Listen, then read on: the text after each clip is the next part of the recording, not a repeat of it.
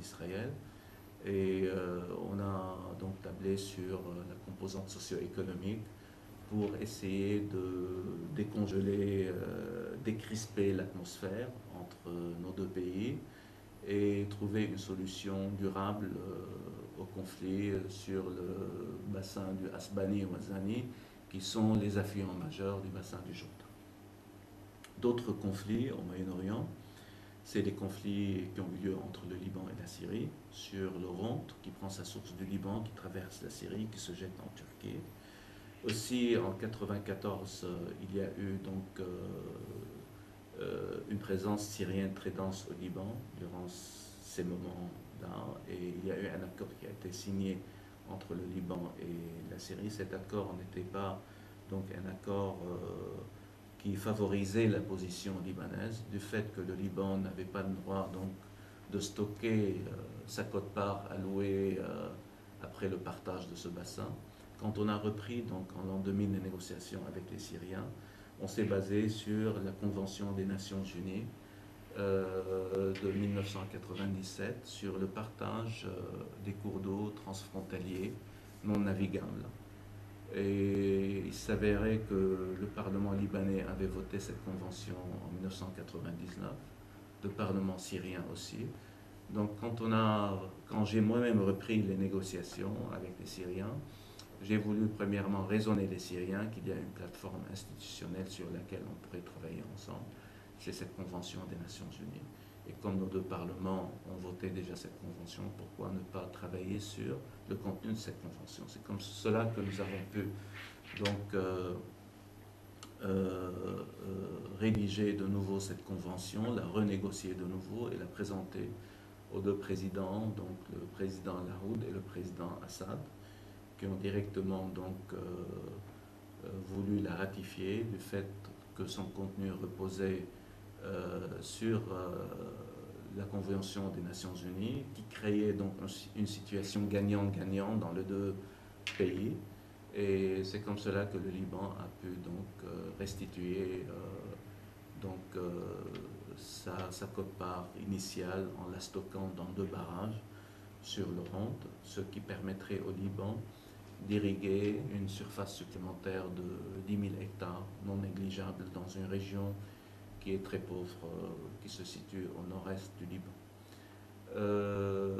Un autre bassin transfrontalier, c'est le Nil. Le Nil, donc, qui est formé du Nil blanc et du Nil bleu. On sait très bien que le Nil a été institutionnellement partagé uniquement entre l'Égypte et l'Éthiopie, et le Soudan, excusez-moi. Et ce partage a laissé de côté l'Éthiopie, qui est donc un des pays producteurs d'eau du Nil, si ce n'est pas le pays essentiel et prioritaire, du fait que le Nil prend sa source de l'Éthiopie d'un côté, le Nil blanc, à 85% de son volume de l'Éthiopie, et le restant provient donc des pays du Nil blanc, donc des pays de l'Afrique du Nord. Aussi, l'Égypte continue à revendiquer ses droits historiques sur le Nil. On sait très bien que l'économie égyptienne repose sur le Nil, mais on ne peut pas imaginer que 2 pays uniquement, le Soudan et l'Égypte, pourraient bénéficier de tout ce volume d'eau sans que les autres ne soient des pays participants au partage. C'est pour cela que j'ai préconisé donc de créer ce qu'on appelle la gestion par bassin versant.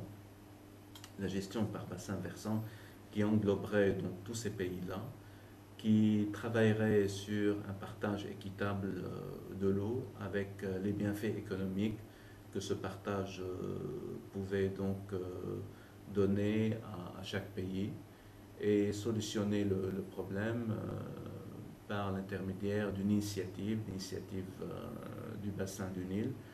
Et l'Égypte pourrait donc, en tant que pays sur le plan économique et militaire et politique, est un pays donc puissant dans la région. L'Égypte pourrait donc être pionnier de ce projet de paix et essayer de trouver une solution à ce conflit qui aura lieu dans les années à venir.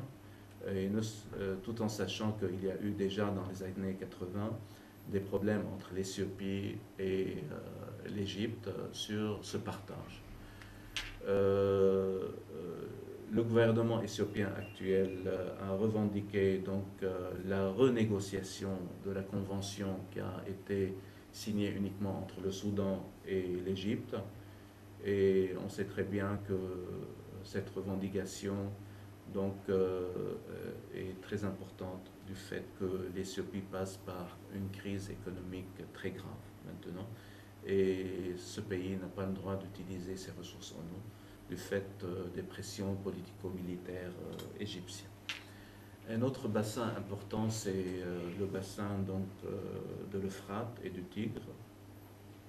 La Turquie a lancé le projet du GAP pour donc, mobiliser donc, plus de 150 milliards de mètres cubes d'eau dans cette région-là et stocker cette eau dans des barrages, une vingtaine de barrages, produire à peu près 7000 MW d'électricité et créer une dynamique économique dans la région d'Anatolie, donc la région du Gap, mais aussi déplacer sur le plan politique la population kurde de cette région. Donc ce projet-là aurait des résultats catastrophiques sur la Syrie d'un côté et sur l'Irak d'un autre côté si la Turquie ne commence pas à créer une plateforme de coopération et de discussion et de dialogue avec ces deux pays.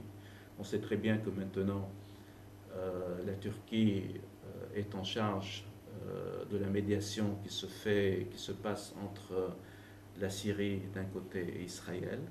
Donc c'est une bonne chose. Donc la Turquie a voulu prendre donc ce pari et je crois que ces négociations vont aboutir. D'un autre côté, la Syrie s'est engagée donc de calmer les Kurdes sur la frontière syro-turque. Les Turcs se sont eux-mêmes chargés de calmer les Kurdes sur la frontière irakienne. Et donc les négociations donc, pourraient aussi favoriser un supplément d'eau provenant de l'Euphrate pour la Syrie, car la Syrie envisage donc d'augmenter sa surface, ses périmètres d'irrigation de 800 000 hectares à 1 500 000 hectares pour prévenir donc, les phénomènes du changement climatique que connaîtra donc, la région et la démographie dense que connaît actuellement la Syrie.